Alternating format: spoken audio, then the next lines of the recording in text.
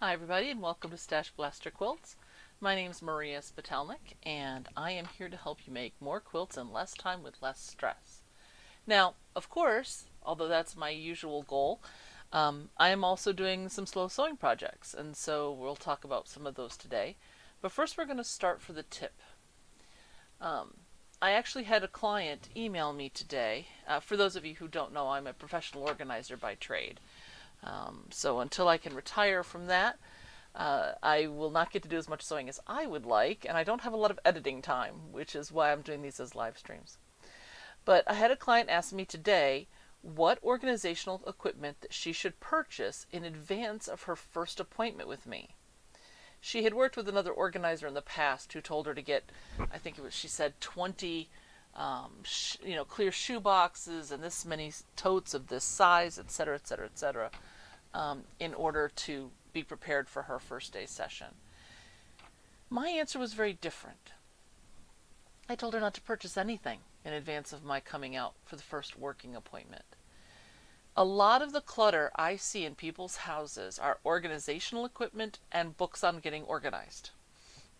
In fact, the less organized a house is, the more of those things I'm going to find.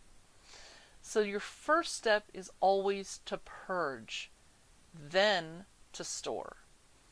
So a lot of times what I find is after the client purges out their items, they usually don't need to purchase much of anything. You might choose to. For example, they make drawer dividers that expand. So if you've got a big drawer, you could put the drawer dividers in and have thin channels instead of a giant drawer. So there might be some things to add in, but you don't necessarily need to purchase anything. We just tend to think that having the new gadget or gizmo or whatever is going to make it easier to sort and hold the items. But the question is do the items deserve a spot? And so that's where the problem lies. So always purge first, then assess how you're going to store it, then store it.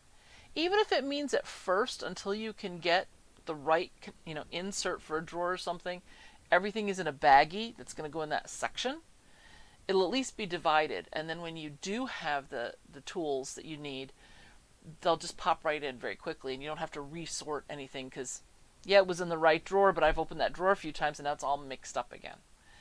So purge first, assess, and then store.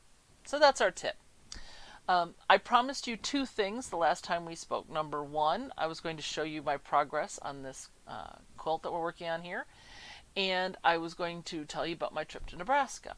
So let's start with the quilt. I have a different view here. So as you can see here, I have all these hexagons set up. And wait a minute, my picture just went away here. Well, I'm hoping you can see, but things are locked up at the moment.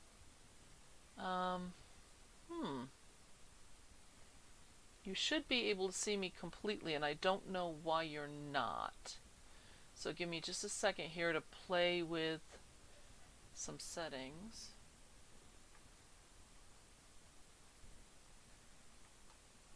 Well, let's just look at this picture. For some reason, the camera's not mobile at the moment. So hopefully you'll be able to see.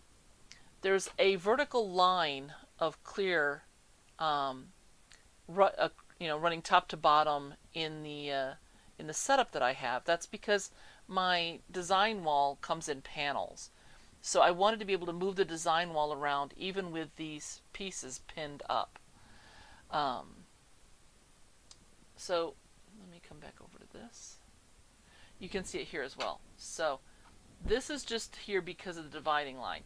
Now here you can see that as I was putting up the hexagons on the wall, I started oozing a little bit to the side, and that opened up a bigger space.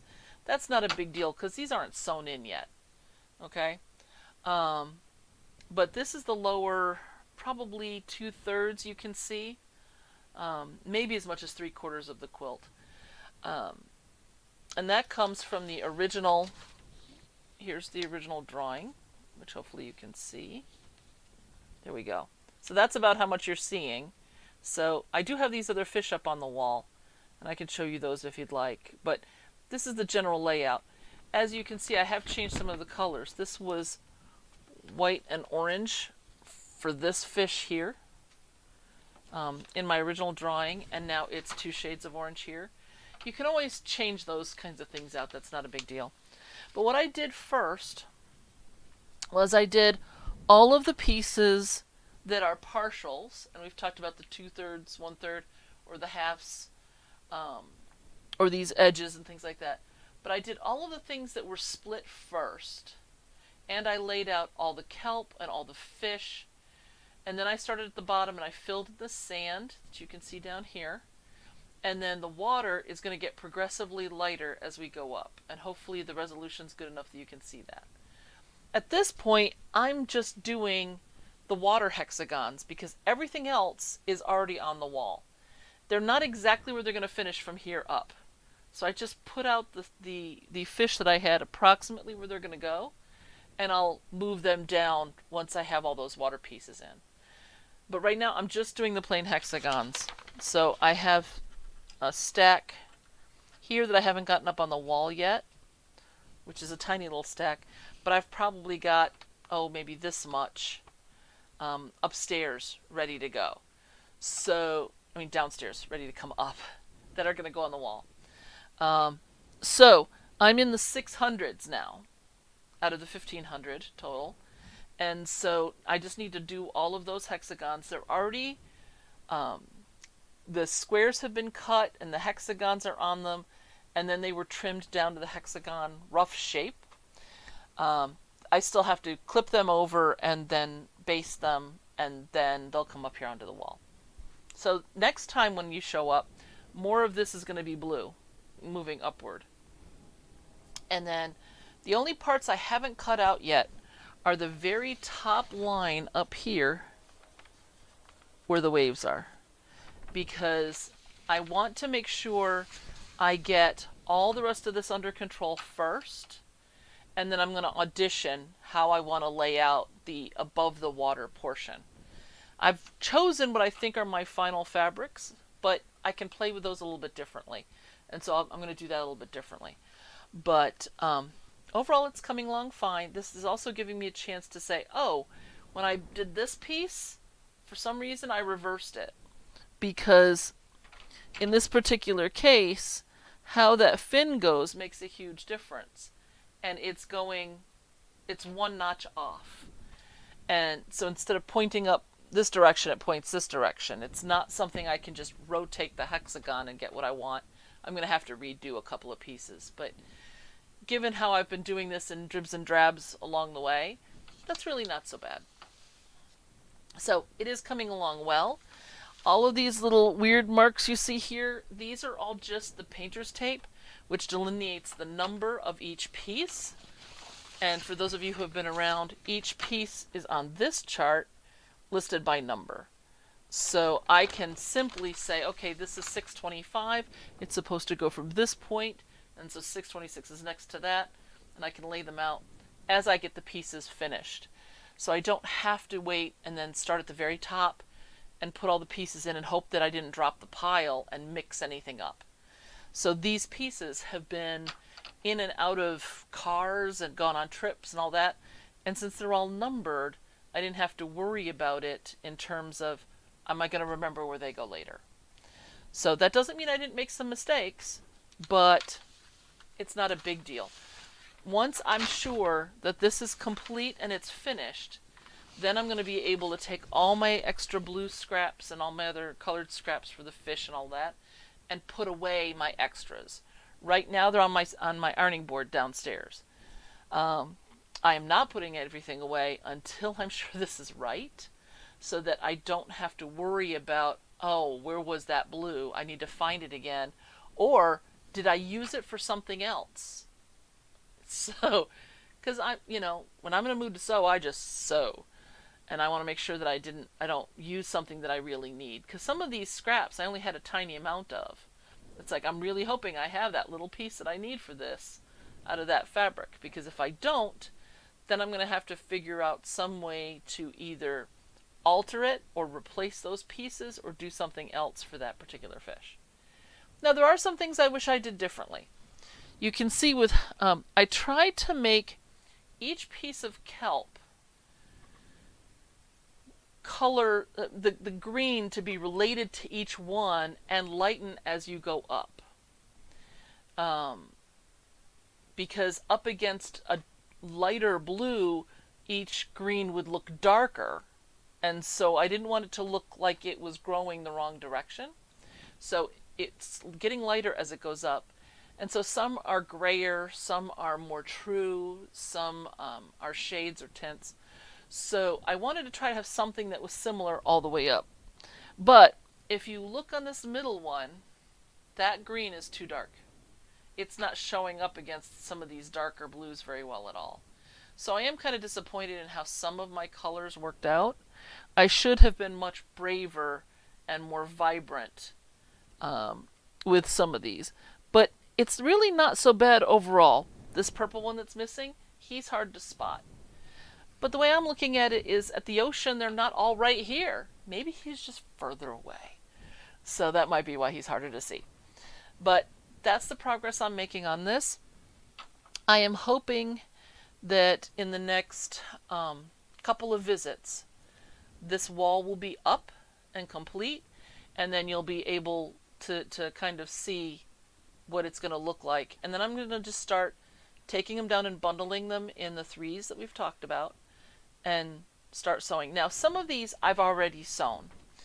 You won't be able to tell that, but large portions of the crab down here and of this orange fish, so there's no pins in this part right here, down through the middle. These have already been sewn together. So I have done some of the sewing to assemble the hexagons together, but not a whole lot. So it's going to continue to go as it's going to go. But as I get bigger sections together, then I'll be able to renumber them if I choose to, in such a way that it'll be less and less overwhelming with all these blue tags on everything, if for filming, if nothing else. So that's it with that. So I'm also hoping in either the first Wednesday of August or the 3rd. I have been fascinated lately by a YouTuber, Bernadette Banner, and she makes historic clothing using historical methods, techniques, and everything else. She explains things beautifully. She has a lovely voice. And so I've been following her lately. I've watched, I think, the first 75 of her YouTube videos in probably less than 2 weeks. And that's with working and everything else, too. And giving lots of speeches and doing a bunch of other things. So I've had her on in the background. And I really recommend finding something you can listen to that's pleasant and will spark some curiosity. So it's been kind of fun. And one of the things that she has talked about is fast fashion. Now, I don't sew my own clothes. I don't want to sew my own clothes. I don't want to tailor my own clothes. And I certainly cannot afford to purchase tailored garments, made from scratch of high quality materials. But she does have some very interesting points. And having worked in New York City, making costumes for Broadway and other things, and now living in London and doing things there, she has some interesting perspectives. So one of the things that I'm doing is sending her a message and asking her that if she were to tell me 2 or 3 things that she would like me to convey to you, what would they be? So I'm hoping that I will hear back from her. She has a lot of viewers. It's like 1.3 million people watch her. So I don't know that she even has time to respond, but she photographs her YouTubes beautifully, and it's fun to watch. And she's gotten me also watching other costumers, even though, again, it's not something that I want to do. But it's always good to expand your mind and check out something new. So if you're interested, Bernadette Banner is her name. So that is that. Now, I'm just going to go ahead and pull up the PowerPoint I promised to show.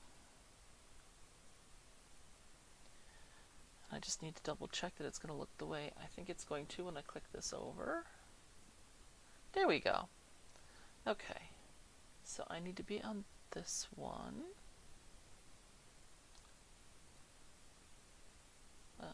Nope, that's wrong.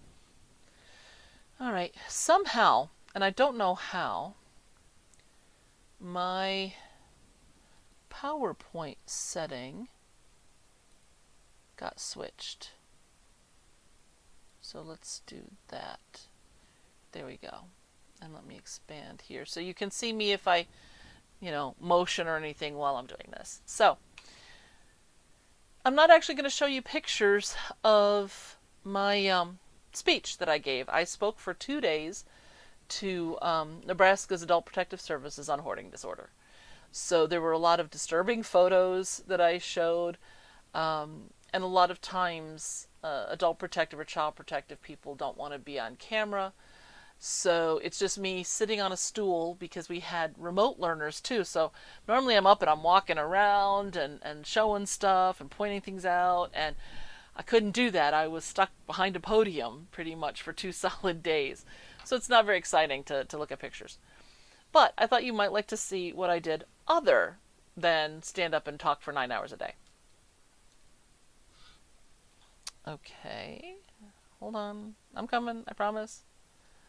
Okay. So after my second day of teaching, I was taken to Carhenge. Now, the person who hired me to come out there told me, well, now that you've been to Carhenge, you don't have to go to England. I kind of disagree. But Carhenge was made by this gentleman using old cars to recreate Stonehenge. I liked the pictures of them when they were painted their normal colors, but now everything is all painted in grays. But there are all kinds of maps and things that'll tell you what make and model the cars are. Some are buried in the ground, some aren't. There is one white car that is the autograph car. And so you're encouraged to go and write your name on the car, and then every once in a while they repaint it. We did not do that.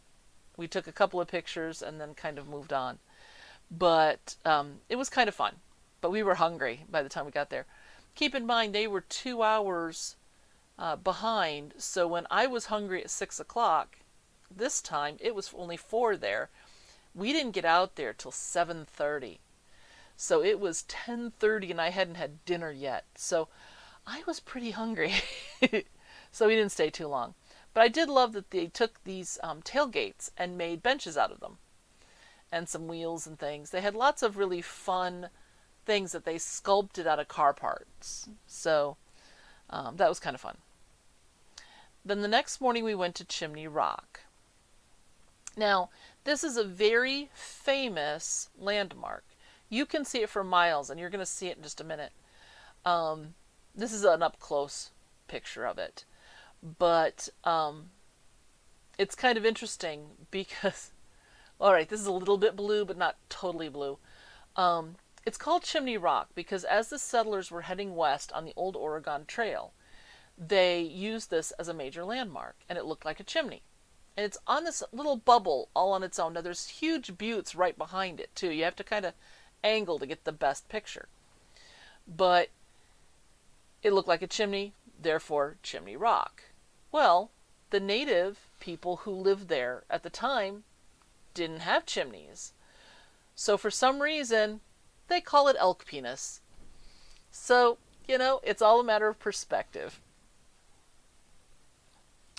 So what we did after Chimney Rock is we went to Scotts Bluff National Monument. And so this is the view from there. It's very hard to tell, but way here in the back, there's the buttes and then there's Chimney Rock.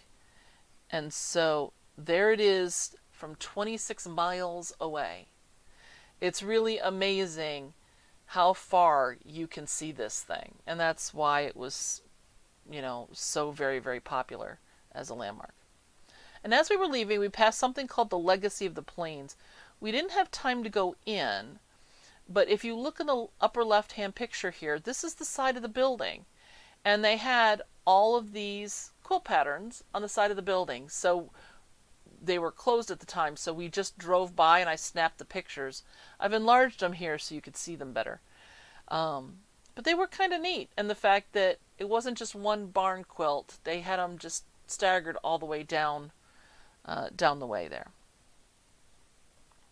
Now, in Gearing, where I was actually doing the speeches, there was the Mixing Bowl restaurant, which was closed the first day when we went to go there. But I actually liked the fact that they had some of the signage, and I liked some of the sculptural elements that I saw here. So now we're going to be talking a little bit more quilting inspiration than just either travel or the quilt patterns themselves. But I really liked let the beauty of what you love be what you do. If there is something you love doing, like quilting or anything else, let it be what you do. A lot of times people love to do something and then they don't leave any time in their day for it. I've told you, I've been working a whole stinking lot and I haven't had a lot of time to sew. But I have been able to, even if it's only a few, do a few hexes. So every day I have a needle in my hand at some point. I think sometimes it keeps people in my family alive. But if you love it, be inspired by the beauty of it and do it. Now, I liked these coffee cups that are here on the right, particularly the bottom one. I can see that as a kind of fun quilt pattern because it looks sort of like hearts. It looks sort of like your usual swirls that you could put in, but there's some unique shapes in there. So I thought that was kind of fun, as well as the splash on the top I thought was kind of a fun shape to experiment with. Some other fun things here. I really liked the one on the top, Eat Like No One Is Watching. It's kind of the dance like nobody's looking. And it's a marshmallow world in the winter, and there's always something for that as well. And on here, life is what you make it. That's this cupcake one on the top. And really, it is. Again, taking time and appreciating the things you have and the things that you love to do. That is something that makes a quilter's life just a little bit better. Okay, there we go. Now, actually, what was funny with this is this old-fashioned stand mixer that they're showing. They found this clock after they had already named the restaurant. So it's named the Mixing Bowl, but they didn't find this until they'd already established it and already had a clock on the wall, and then they found this. That was fun. This just made me laugh. The heartbeat showing coffee and then happiness, basically. So we stayed in one of the strangest hotels that I've stayed in a long time. It was gorgeous, don't get me wrong, but I had never heard of Hotel 21 and Company. Apparently it was an old warehouse that got converted and all kinds of things like that. So when I was walking around this place, I had my quilting goggles on. And so I want to show you what I looked at, and I'd like you to take some inspiration from the architecture and everything else I'm going to show you. So let's start with lighting. I don't think any lantern, chandelier, or anything I saw other than the wall sconces in the hallways. I don't think there was more than 2 of any of them. So this is the outside lighting when you first walk in. The one on the right's a wall sconce by the doors, and then this is hanging over the doors. So you kind of know going in, this isn't your normal Hilton or Holiday Inn. I thought these were stunning. Now the one on the left, those were the sconces in the hallways. So those are gem-shaped crystals on the bottom, and they were everywhere. And so I really liked those. This is a chandelier, wall sconce in a different part of the hotel that's in the middle. And on the right, a tripod for a lantern was interesting, but then having a lamp, but then having the chandelier on the inside was interesting. And then they had a almost like a super fine window mesh is what's in that hexagonal shape around the chandelier. Um, it's sculpted out, so it's not your regular hexagon, it's a sculpted hexagon, but they were really cool. I thought that was neat. Some more very strange looking chandeliers. I did appreciate some of the basic shapes that are in here that are a little bit unusual. I liked the bulbs on the left, these old-fashioned apothecary bulbs in a floral setting is a little unusual. And on the right, I really liked this upside-down vase shape right here above the bottom ring of gems. And I thought that would be kind of a fun shape to put into a quilt, and then having those swirl lines in it added a lot of movement to it. So I really like this one.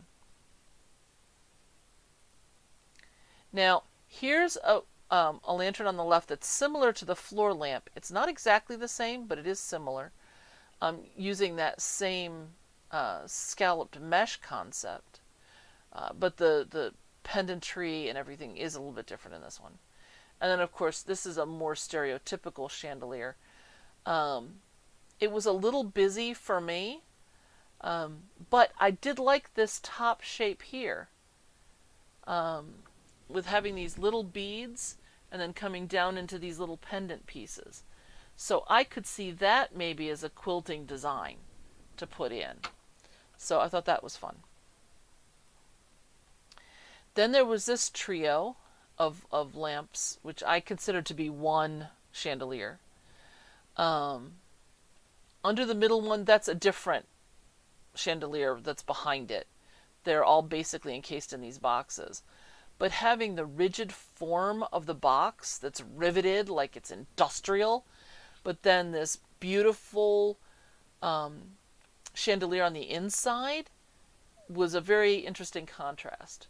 And across the room is this one you see here on the bottom, where it's very modern and industrial in its general shape, including the pendantry in the middle. So, same room, opposite sides, very different looks. And then the last lightings I'm going to show you, this was in the grand ballroom. And so this is a little bit more typical of the other things that we've seen. These are all very similar lanterns on the picture on the right. But the one on the left is in the same room and is different. But the ones that are similar differed in size. So one of the things I was thinking about with that is the fact that even if you decide that you want to make something using orphan blocks or whatever, you can always keep in mind that you can mix and match your sizes and styles in case there's... if your goal is to use up your orphans, put them together, do something with them. I do have one friend that what she does is she picks one colorway that she wants to make all of her sample blocks in. You know how they tell you to do a trial block first? And those tend to be orphans for people. And what she does is she makes them out of a colorway. So let's say she wanted to do a monochrome, all shades of blue. Then she would make all of her orphan blocks, all of her test blocks, out of the same colorway. What this means is that, and the same fabrics. So when she gets to the end, she's already pieced the entire quilt top blockage. Even if they're different sizes, you can add in sashing, you can combine blocks together to make a bigger blocks, whatever she needs to do, but then it looks like it was an intentional sampler quilt, not the blocks from, you know, a dozen quilts that she made that year as testers. So in that particular case, what you need to do is make sure you've got lots of those fabrics, because you don't want the two blocks you do at the end to not have any fabrics in common with the other ones. So you want to make sure you have plenty of the different fabrics that you're going to want to use. and she has a bin that's just tester block material for the year.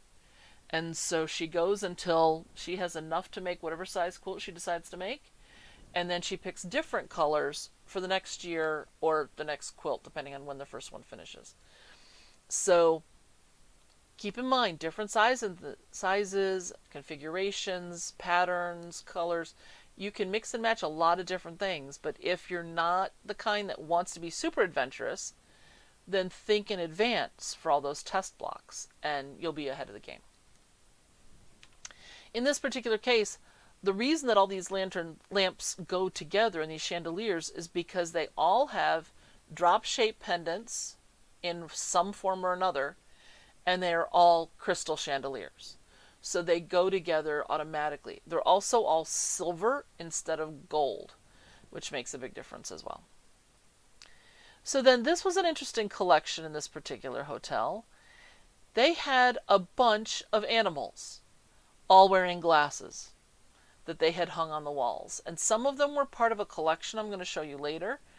And some were just on their own, like the deer was on his own. There were no animals that were stuffed.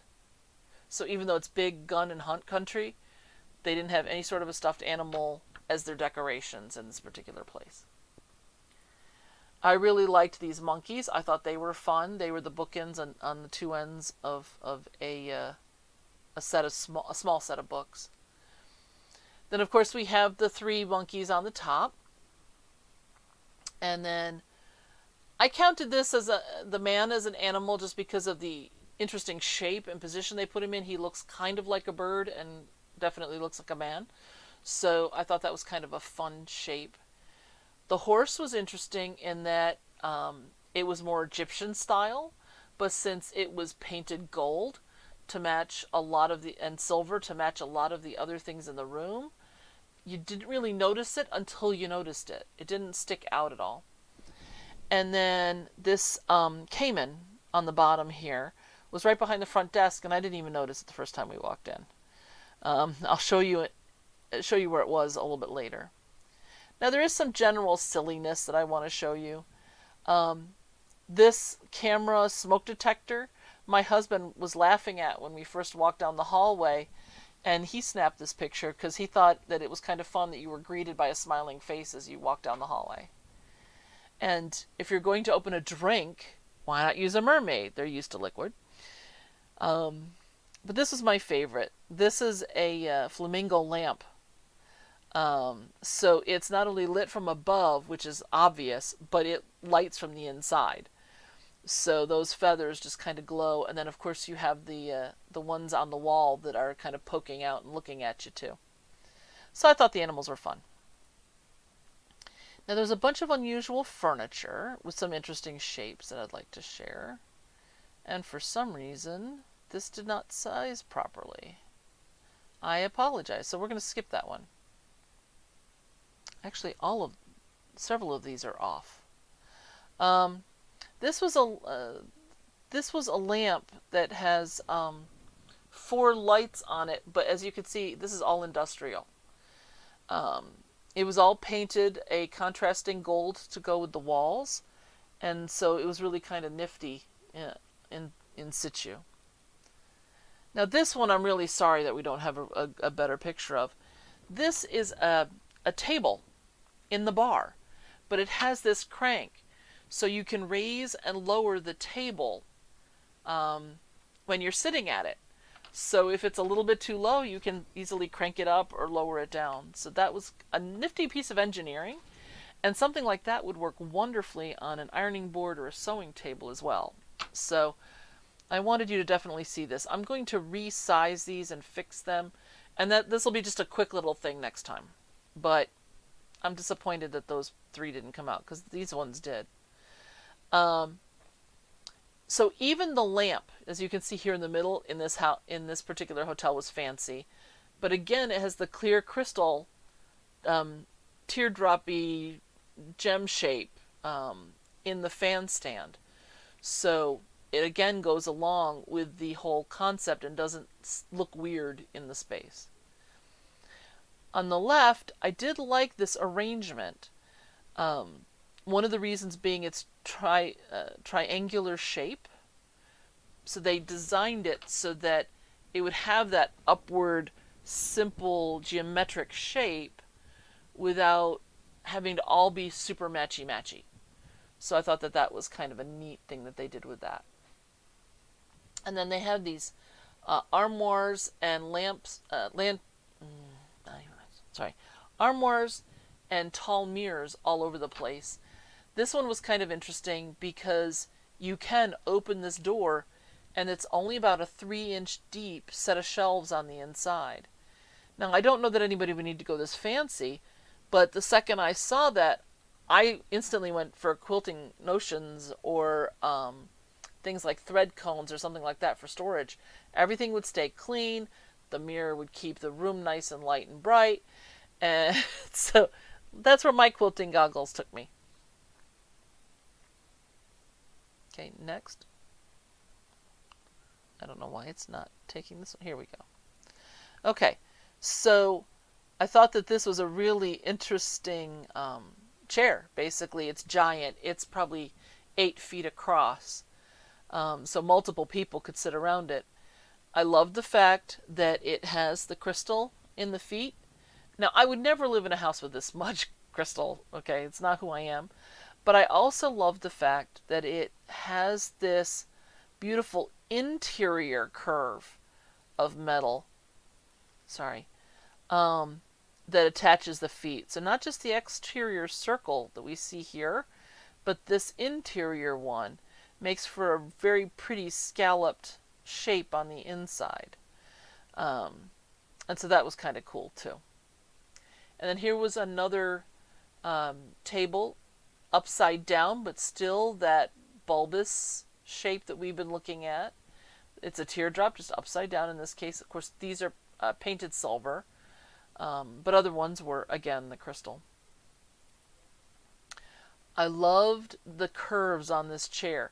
Not just this double curve on the top, where there's like almost a handle to the back of the chair, but that it curved down, and the chair shape itself mimicked it, but these 2 additional curves back here. These are screaming quilting lines to me. Oops. Sorry about that. These are screaming quilting lines. And so I really thought that was a nifty shape. Again, here on the front of the arm, we've got a teardrop shape.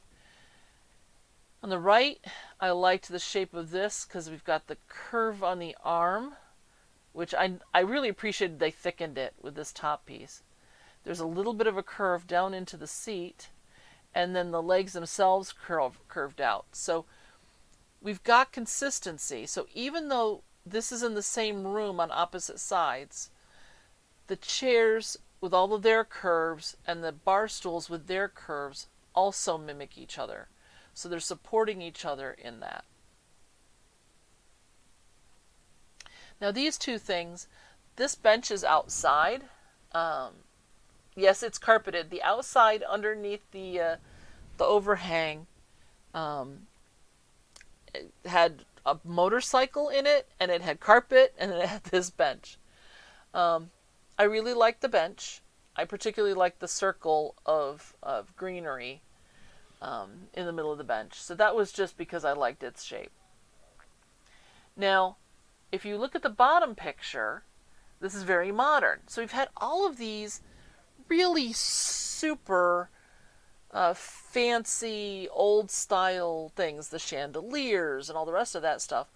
This is right behind the check-in desk, which is a regular desk in this hotel. It's a big one, but it's not your, somebody standing behind a podium kind of thing. There's a desk, there's a person sitting there, there's a couch for you to sit on as you check in.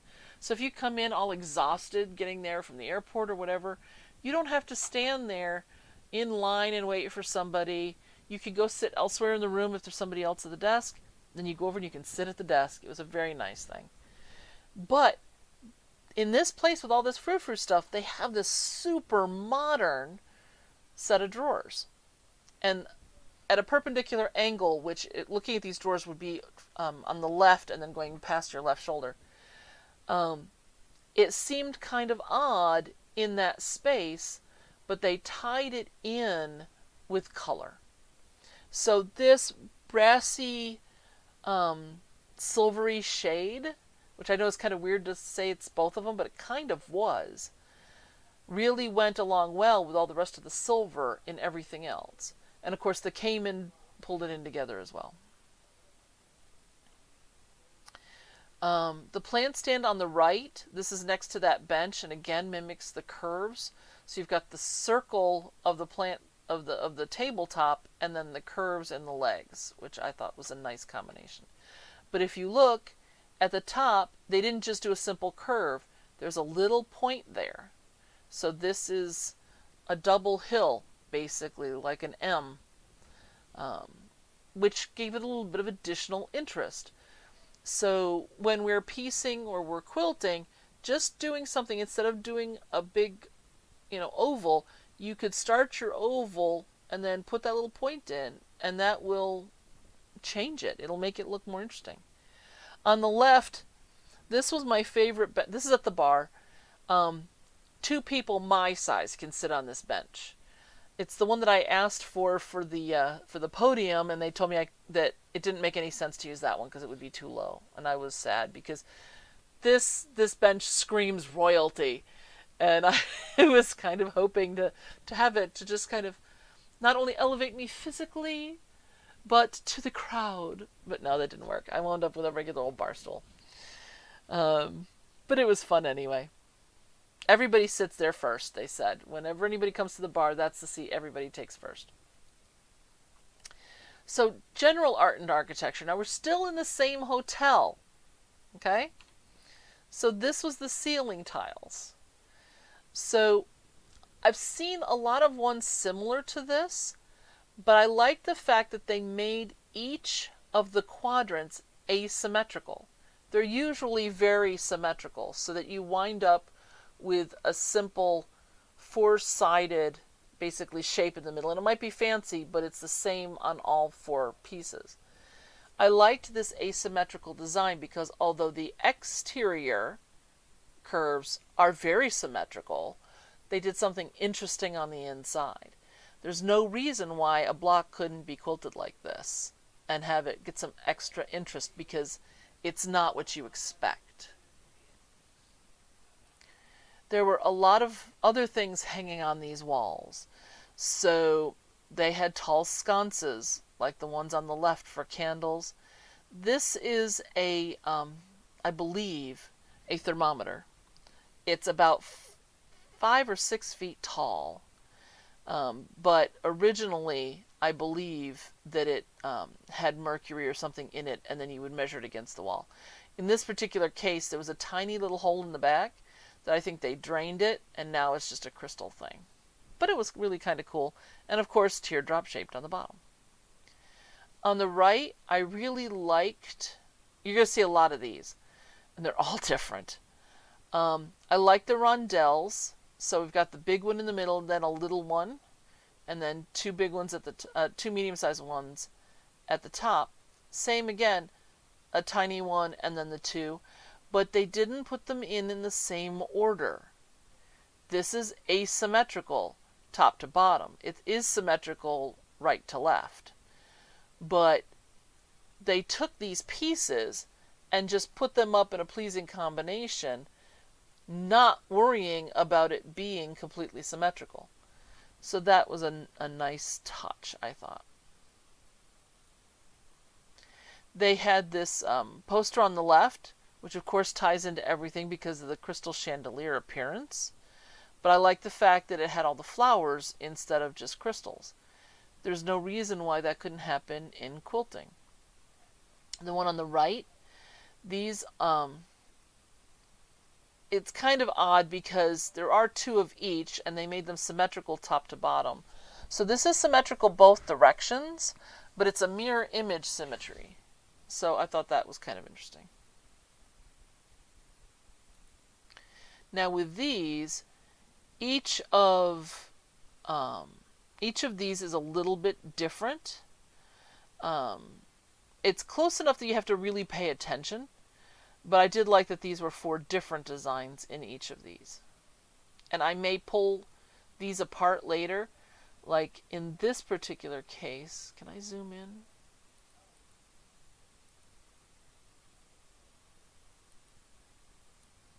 Okay, so like here, I really like this shape. It almost looks like a person in the middle with hair flowing out. That might get used somewhere, but up above here, this is a little simpler version that could wind up going into a quilting pattern at some point. Oh, you're not going to let me do that until I've put it back down. Okay. Well, we're not going to worry about why that slid off the board there.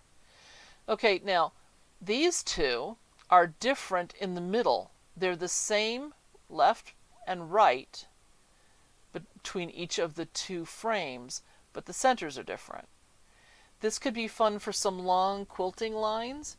So let's say you were doing some sashing or something. If you wanted to do, let's say a rose on the left, you could come across and maybe in the intersection, especially if it's a bigger one, like more of a cornerstone shape, you could do something fun and then go out and do the rose again.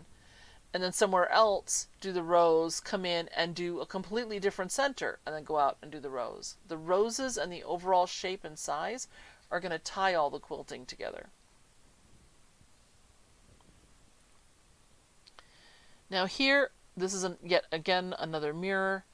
I thought that these central pieces here might make for an interesting quilting design.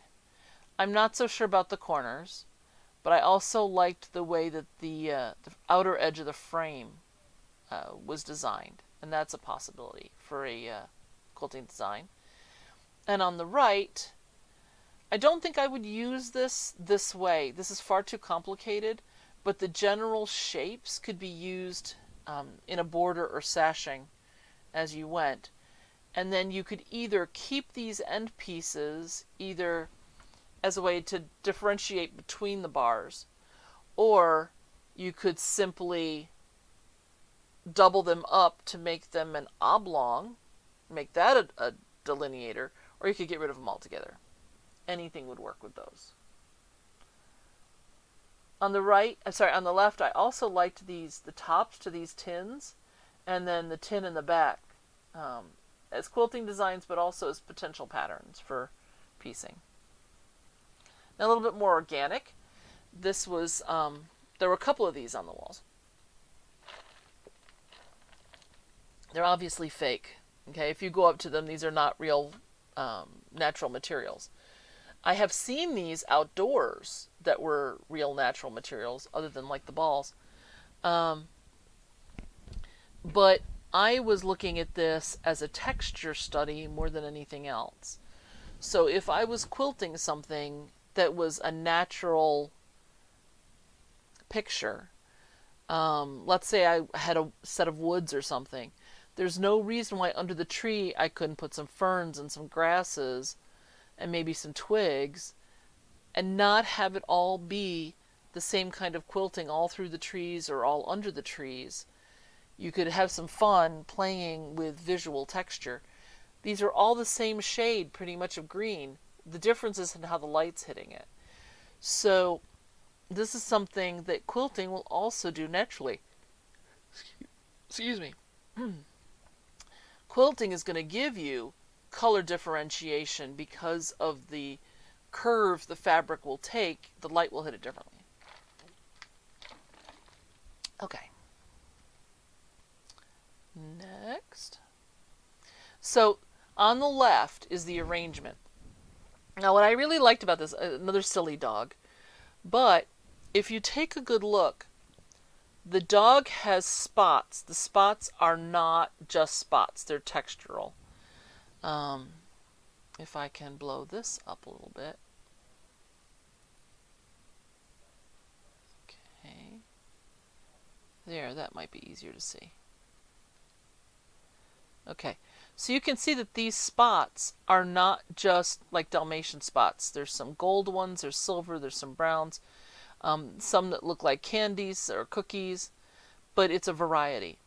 And then if you look in the man's face here, oops, sorry. There we go.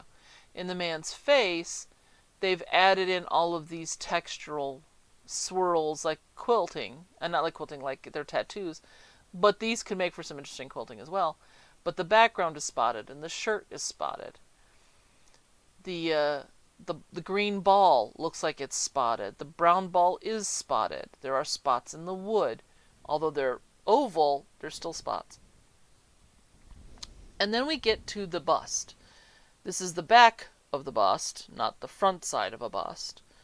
And while it is not spotted, you get sort of a spotty effect in this upper right-hand corner, and where the butterflies are flying up here at the top.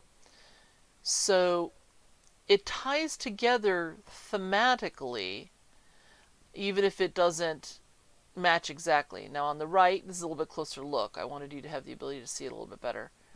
And if you notice the top neckline, we have crystals again, including one right in the neck itself. The flowers all have crystals as well that tie them together. So it's got a quote, oh excuse me, that I can't quite read because of how they wrote it, but does say Coco Chanel. It does have some photo transfers. This is a photo transferred hand. And then this face, I believe was a photograph. I couldn't quite get close enough to it to tell. But then it has hand-painted stuff in terms of the flowers and the butterflies and the kelpie seaweed stuff. So between this arrangement and this arrangement, we have a very eclectic set of items, but when put together they can work. So in this particular case, this is where most of the bespeckled animals were. And if you're going to have a bespeckled rabbit like this, then of course you have to have clocks. That's just kind of automatic. We also have a rabbit down here underneath the mantle, next to that tallest candle, to help tie the animal theme together left to right, because we have the bear over here, and top to bottom. There's photographs scattered throughout, all in black and white. The sconces, there's one here on the left and two on the right, but since I don't have two sconces on the left, it has these two brackets up here at the top. So they've actually created not exactly either a horizontal or a diagonal line. You almost get a ripple wave from the upper left going down across the mantle and then following the greenery down. Made for some interesting movement. Across the top of the mantle, it's just got tons of candlesticks up there, as well as the candlesticks that are down below on the candlesticks on the candlesticks. This is definitely a tiered system, all of those. Now this was kind of fun. In the casino area, they had King through Jack and the Joker, but the Joker is actually three-dimensional. This is the best picture I could get. Here on the bottom left, you can see the different layers. And so when we're doing things like raw edge quilting or things like that, we can also think going third dimension. So that's what I have that for. Now this was an oddball. Although it has all the crystal and all of that, this is the only room, and it was obviously padlocked for the night. This is a tasting area that they have for brandies and things like that when they have events. But the blue light threw me off. This is the only only room in the entire place that was this different. The round door, only here. The bluey purple light, only here. The fact that the crystals are conical and not teardrop shaped, only here. This room stood out. And I thought it was neat, but it was a little bit jarring as well. Especially the door. Because everything else is a normal door or a square archway throughout the entire hotel except for this room. So, not really sure how I feel about this room in the long run, but it was there. It was a little bit different. Now these vases were pretty much everywhere. This is again behind the front desk. And so I like the fact that it had these curved lozenges in these canisters, and then the bud vases were circular at the bottom. But again, it's up against this ultra sleek hexagonal, elongated hexagonal shapes. I wasn't as thrilled with that here, but it was an interesting juxtaposition too. And then finally, I liked this. This was a fleur-de-lis. This was actually in Denver just before we got on the plane. And I liked the fact that it was a little bit unusual with this inset square of dots. You don't see that all the time. I've seen the dots on the outer edge here, but then the fleur-de-lis is normally standard in the middle. So I thought that was kind of an interesting thing to consider about taking something that's got a more usual look to it and saying, nope, I want to add in this extra element by putting in something different. So you might want to consider doing some insertion lace in a block. You might want to just play around with some just truly different ideas that you get from architecture or things like that, to take your blocks from the same as everyone else, particularly if you're doing something like a mystery or as a group thing. You can take your stuff to a new level by adding new elements and thinking your way through some different choices you could make. All right, it's almost time to go. Thank you all for being here. If you've enjoyed some of this nattering that I've been doing, or you want to watch and keep track of what's going on with the hexagon quilt, or the Twisted 4 patch, which is behind this piece of design wall right now, please come back. I'm here the first and third Wednesday of every month from 7 o'clock Eastern Time till 8. I always start on time. I try to respect your time and end at 8 o'clock. But please like, subscribe, hit the bell if you want to know when I'm going to be on again. Like I said, I'm going to try to reach out to Bernadette Banner and see, based on her several videos on fast fashion, what she thinks the most important things for the general person who doesn't necessarily make their own clothes to know would be.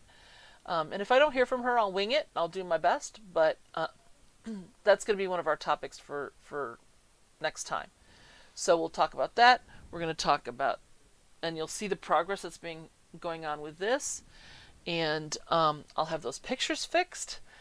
And lastly, I'll update you on the Twisted 4 patch and where I am at that point. So lots to do for me in the next couple of weeks.